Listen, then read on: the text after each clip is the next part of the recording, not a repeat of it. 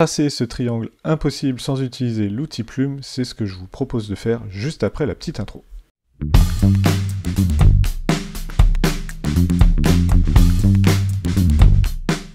Salut à tous, c'est Laurent et bienvenue dans ce nouveau tuto. Aujourd'hui, on va réaliser un tuto un peu de défi puisque on ne va pas du tout utiliser l'outil plume pour tracer ce triangle impossible, le triangle de Penrose.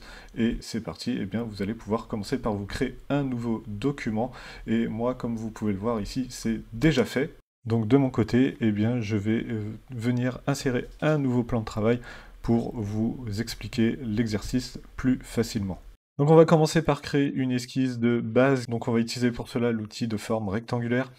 Vous cliquez dessus et ensuite vous cliquez et glissez pour créer votre premier rectangle. Ne faites pas un rectangle trop large non plus, sinon ça va pas être hyper esthétique. Donc un rectangle à peu près de cette taille-là, avec cette allure-là, c'est très bien. Et vous pouvez enlever le fond que si vous en avez un à l'intérieur et ne laisser que des traits apparents, donc vous n'avez pas besoin d'avoir une grosse épaisseur de traits, vous pouvez rester sur une épaisseur de traits assez fine. Et ensuite, ce rectangle-là, eh bien, on va venir le copier et le glisser, mais tout d'abord, je vous invite à cliquer sur l'outil magnétisme juste en haut, et de l'activer et surtout de venir cocher les dernières cases que vous avez dans le dernier volet et vous allez voir que ça va vous rendre la vie nettement plus facile pour tracer cette base de triangle. Ensuite, donc comme je vous le disais, on va copier et glisser ce rectangle là, donc on maintient Shift, on maintient CTRL ou commande sur Mac, coucou les amis Mac, et ensuite on clique, on glisse et on vient chercher le bord inférieur de notre premier rectangle pour aligner aussi le bord supérieur sur ce bord-là.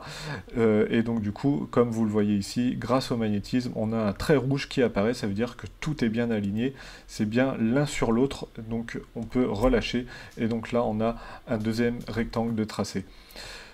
Ensuite, ces deux rectangles-là, eh bien, on va les utiliser pour faire les côtés du rectangle impossible. Donc on les sélectionne bien. Une fois que vous avez vos deux rectangles, vous faites CTRL-J pour les dupliquer. Puis rendez-vous dans le panneau transformer où vous avez donc un schéma qui représente le cadre de sélection donc que vous avez juste ici. Et vous allez sélectionner le point du milieu pour pouvoir effectuer une rotation par le milieu de 60 degrés. Donc vous allez dans la case R comme rotation, vous tapez 60, et là vous avez vos deux calques que vous avez dupliqués précédemment qui se sont tournés à 60 degrés. Vous pouvez avec l'outil déplacer, donc les déplacer sur le côté et vous aligner par rapport donc au bord gauche des rectangles de base. Et ensuite, eh bien, vous faites un CTRL-J et vous avez une nouvelle rotation qui est faite à 120 degrés et en fait ça vous fait une sorte de symétrie que vous allez pouvoir ensuite déplacer là aussi sur le côté, et grâce aux options de magnétisme, eh bien, vous pouvez vous accrocher directement au bord droit des deux premiers rectangles. Maintenant que vous avez fait ça, eh bien, vous pouvez prendre tous vos rectangles, vous pouvez les mettre à peu près au milieu de votre document de travail, et ensuite, eh bien, il va falloir créer des biseaux sur chacun des côtés. Pour créer ces biseaux, on va utiliser là aussi l'outil rectangle, donc on va pouvoir se placer sur les intersections, comme ceci. Donc là, vous avez vu qu'il y a eu du jaune qui est apparu, ça veut dire que mon point juste ici est bien sur l'intersection, mais le point ici ne l'est pas, donc je vous invite à le déplacer comme ceci et à venir chercher l'intersection comme il faut, et puis vous faites de nouveau la même chose juste ici pour être sûr d'être bien sur l'intersection. Ensuite, vous faites CTRL-J pour dupliquer ce rectangle, vous le déplacez, et là, vous allez pouvoir le convertir directement en courbe en cliquant sur le bouton présent dans la barre d'outils contextuelle liée à l'outil rectangle. Donc vous faites convertir en courbe, et là vous allez pouvoir, avec l'outil nœud, accessible avec le raccourci A, et qui se met directement en automatique une fois que vous convertissez en courbe, et bien vous allez prendre le premier nœud ici et le mettre sur cette intersection, et le nœud juste ici pour le mettre sur l'autre intersection qui est juste en dessous. Donc là, on a déformé ce rectangle-là pour ne se servir que d'un côté. Et ensuite, on fait CTRL-J. On déplace donc cette forme-là. Et on va pouvoir déformer cette forme-là, là aussi avec l'outil nœud. Donc on prend les nœuds et on les place donc sur les intersections. Et vous voyez, dès qu'on a du jaune, ça veut dire qu'on a un point d'intersection.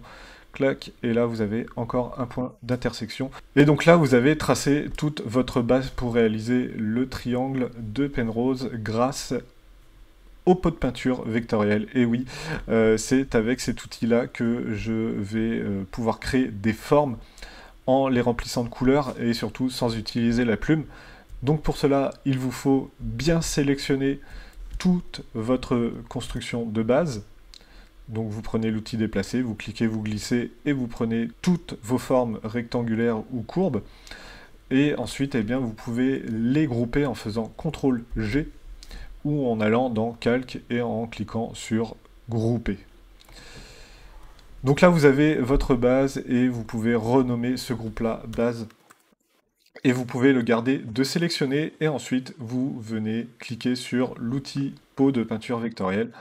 Et là, eh bien, vous pouvez aller prendre une couleur de votre choix, soit dans un nuancier que vous avez créé, une palette de couleurs, soit dans le panneau couleurs. Et ensuite, eh bien, vous venez cliquer et glisser pour créer une première forme, comme ceci, et vous voyez que la première forme s'affiche juste en dessous de votre base, et puis vous pouvez continuer à tracer vos formes comme bon vous semble.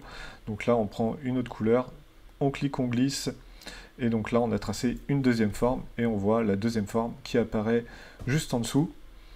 Et vous allez pouvoir mettre une troisième forme, juste ici. Vous cliquez, vous glissez, et là, vous avez normalement une troisième forme qui est faite. Vous pouvez ensuite cacher votre groupe de base. Vous pouvez même le verrouiller si vous le souhaitez. Et donc là, vous avez fini votre triangle impossible grâce à l'outil pot de peinture. Donc vous voyez que cet outil-là est très facile à utiliser. Une petite précision pour tracer ces formes-là. Faites bien attention dans la barre d'outils contextuelle à avoir le mode insertion intérieur d'activer et le mode remplissage ajouté par-dessus d'activer. Si vous voulez en savoir un petit peu plus sur le pot de peinture vectoriel, eh bien je développe cette partie-là dans la masterclass Affinity Designer. Pour finir le tuto, eh bien vous allez pouvoir maintenant appliquer un fond. Donc soit vous prenez l'outil rectangle et vous cliquez et vous glissez pour mettre un fond à votre rectangle, soit si comme moi vous allez travailler avec un plan de travail, eh bien vous pouvez directement mettre une couleur sur votre plan de travail et là vous venez choisir une couleur de votre choix comme ceci et vous avez fini le tutoriel. Si vous souhaitez ensuite exporter, eh bien vous faites fichier, exporter et puis vous venez choisir la zone d'export que vous souhaitez et le format que vous souhaitez utiliser, du JPEG ici par exemple. Vous cliquez sur exporter et ensuite vous avez une image parfaitement exploitable. J'espère que ce tuto vous aura plu. Si c'est le cas, eh bien laissez-moi un petit commentaire, un petit pouce levé en l'air pour référencer la chaîne et la vidéo. Et je vous souhaite un très bon apprentissage sur Affinity Designer version 2. Je vous dis à plus, ciao!